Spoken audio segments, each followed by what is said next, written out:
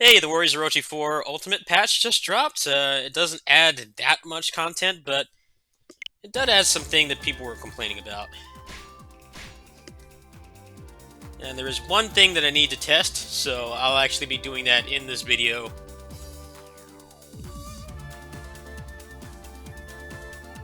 So luckily, when I booted up the game, they had a bunch of characters come back from camp, and I had to mash through the text. But one of the nice things this game does is it allows you to see all the things that you encountered in the tutorials. Somewhere in here. This game has a lot of mechanics. Alright, here we go. So they added attribute restriction. I never really understood the point of this myself because, you don't have to make your weapons with overpowered elements, but I also think that it's a huge chunk of the fun in this game. It's just going fast and doing crazy stuff, but for whatever reason you can't restrict yourself. They added an option to either restrict them and make attributes harder to proc, or you can remove them completely, which sounds really boring in my opinion. The only thing you get out of it is, I guess, you get more gems, but I feel like that really doesn't mean much of anything. I think they should give you more crafting materials for doing it on infinite mode. That would be more of an actual reason to do it. As you can see right now, I have 8 million gems, and to craft one weapon, it only takes 1,500,000, and if you put all your support team members on gems, you're going to be just raining in them. You're going to be swimming in them, basically. So I don't see what the point is, but if you want it, it's there. They also added new sacred treasures. And these are the ones for the deities.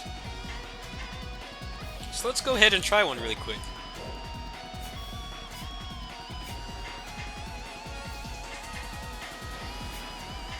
If I remember where it is.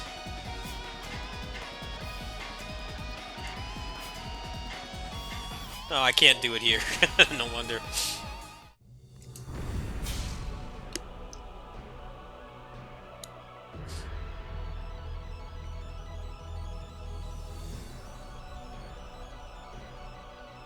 I thought that they were going to charge for the treasures, but they were nice enough to just make them free, which is pretty nice of them. I was not expecting that to be a thing.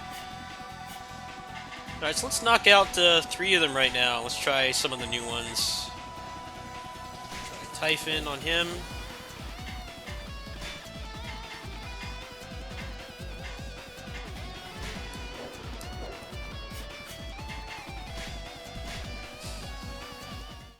I'll tell you a secret. If they were going to charge for these treasures, I would not have bought them, because I'm going to be getting the PC version probably in about a week or so, a little over a week. And I really won't be playing this version on the channel anymore, outside of just maybe, actually probably not at all. I'll probably only be playing this casually.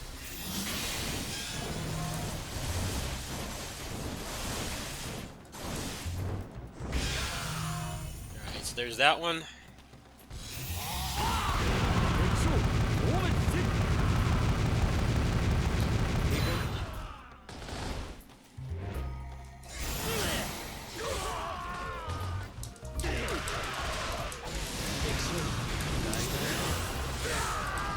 Well, that's pretty cool. Huh.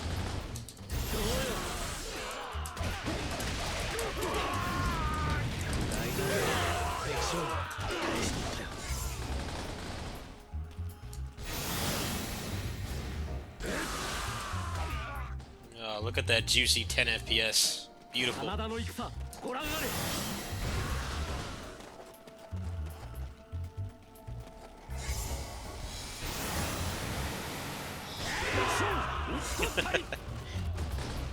Frame rate on this version is not the best, to put it nicely. Alright, so the other thing they mentioned in the patch notes, besides the nullification of the elements and the new sacred treasures, is apparently increasing the amount of alchemy materials. Now, I'm using Google Translate for this, so I don't know if that just means just the regular crafting materials or the ones you need to actually craft the rare weapons. So what we're going to do right now is, I have not been playing this game at all, to tell you the truth. I've definitely been waiting for this patch. I'm actually still on floor 10 from the last video I did. I haven't really played the game much since. So what we're going to do is we're going to test this out and see how things go.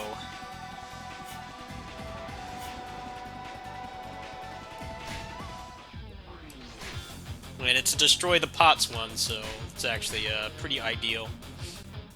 Apparently they removed the time limit from regular floors that you've cleared, but there doesn't seem to be anything indicating that you can do that with just the endgame towers. Oh, there's actually some new music in here too. Sacred Ground's a classic. Welcome to China, Thousand Suns.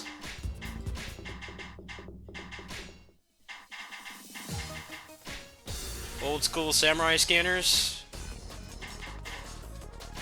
Oh, original ANTISPECTER. I'm all about that. Alright. So this is going to be no frills, no BS. I'm just going to go straight through this. Generally, I would get about anywhere from 2 to 4 rare crafting materials after doing this once on the 10th floor. So let's see how things go with the patch. I'll tell you one thing, Koei patch notes are they're kind of similar to like the patch notes that Nintendo puts out for Smash Brothers, where the whole community has to basically just comb through the game and find out exactly what was changed because they can't be bothered to actually give detailed patch notes for what they changed. The patch notes for this were like just like a couple little bullet points long. It's possible that there may be other like ninja stealth changes as well.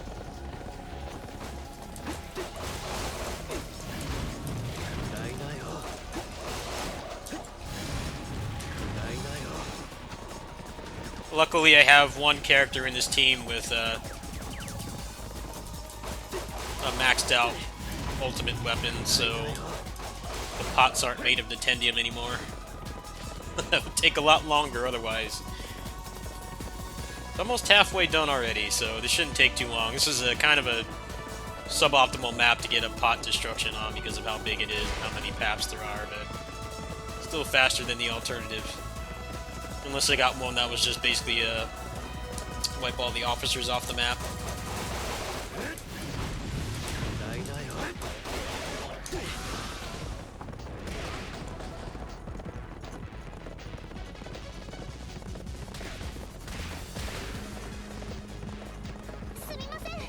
Oh, favorite characters here.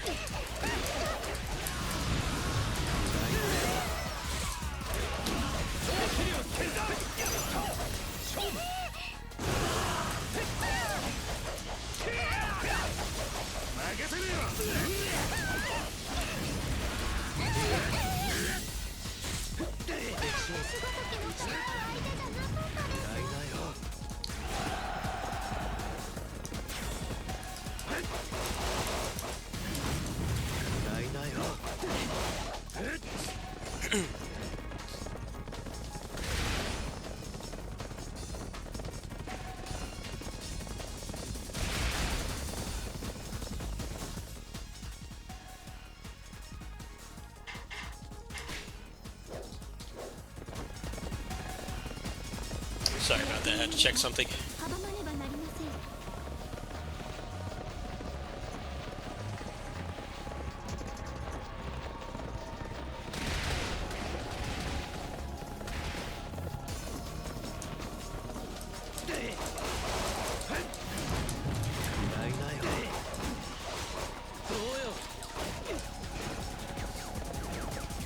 I think one final thing they could do to this infinite mode is make it so that you can teleport across the map.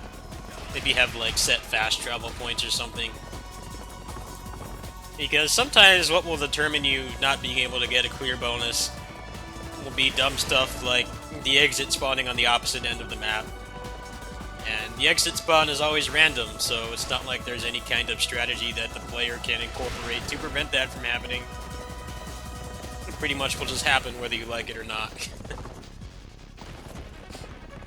Also being able to refresh or reset the the objectives in the hard tower. This one that I'm doing, the end game ultimate one, would be nice as well. Destroying these pots takes like a ridiculous amount of time if you don't have an ultimate weapon.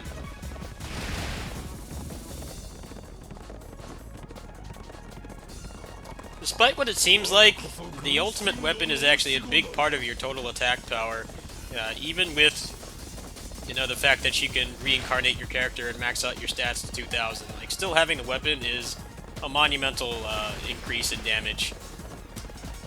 And ironically, one of the best ways you can see that is how much less time it takes me to destroy those pots with him versus the other two characters who are the ones I'm trying to get ultimate weapons for.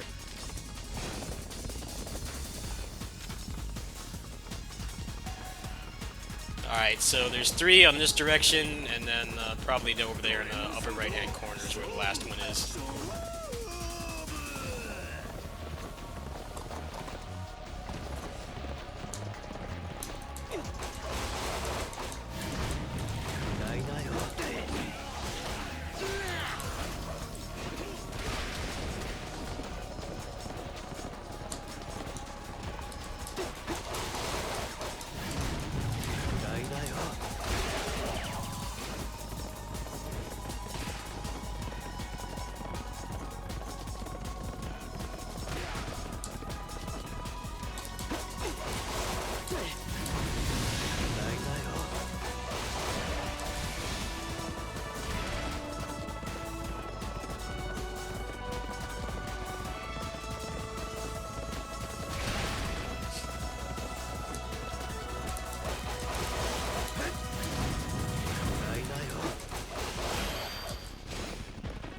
Yep, here's a good example right here. It's probably going to take me like a minute to get over there.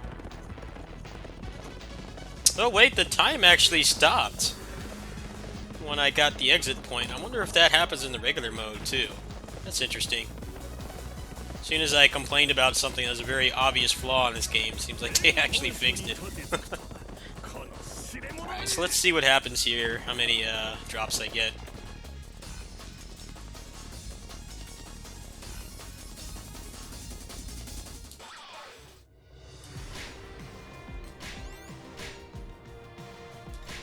No, that actually doesn't seem different at all, so I wonder what alchemy materials means. I'll probably talk to Black Kite tonight. He is in Indonesia, so there's a time difference. I'll probably talk to him and see exactly what the changes are, and then I'll probably get back to you guys. But I know people are going to be curious about the patch and everything, so I thought I'd get this out. I mean, they did fix some pretty major issues. It seems like you can turn off the timer. As you saw there, when I actually cleared the objective, the timer stopped running, which is pretty cool. That was not mentioned in the patch notes at all from what I saw. And they added all the deities, sacred treasures, so that's even more variety, since you can switch them out now. So I think overall this is a good update. I think they could make the infinite mode more exciting. Should be like the next thing that they should do, meaning having more than one officer and just designated spawn points would make things a lot more exciting. Unfortunately, when you start getting into the deep end of the end game in this, the best officer pileups are still going to be in story mode, but the problem with that is unless you use the new attribute nullification system, which I don't really see the point of, it definitely takes out a lot of the fun of this game, which is the progression and crazy combos and stuff you can do, then you will basically just trivialize the story mode completely, and you can pretty much just mash buttons and kill everything. So I think the next thing they need to work on is making the infinite mode more exciting, more peons and more officers. And like I said, I did some detective work back when the game came out, and the console versions of this are no different. Pretty much everything is very low-key, not really large crowds of anything. Never more than one officer at a time unless you manage to kite them to another spawn point, and it seems like the spawn points are actually tailor-made to prevent you from doing that for whatever reason. So I hope that they'll make the infinite mode more exciting. The fact that there's no accessories or anything is definitely one of the biggest downgrades from the previous game, which had gauntlet modes. There's nothing like that here. Obviously, they put in a lot of those abilities and character, gameplay changing things into just the basic character type mechanics. But it would be nice if they had a little bit more of a carrot of a stick on a stick kind of thing, which they don't really have right now. I do like playing this mode. It is fun to play when you just want to turn it on and you don't want to deal with a bunch of mandatory dialogue and cutscenes, but it definitely isn't as exciting as it should be. So hopefully there's still about another month until release. Actually less than a month now. Hopefully they'll do another patch. I'll be watching their Twitter, and I'll probably put up a video with the new Sacred Treasures maybe sometime later this week, depending on what else I'm doing.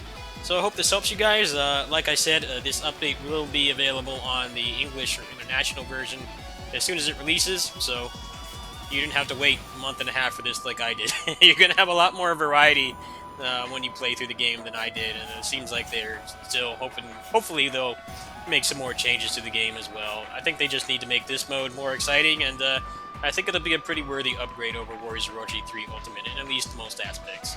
Thanks for watching.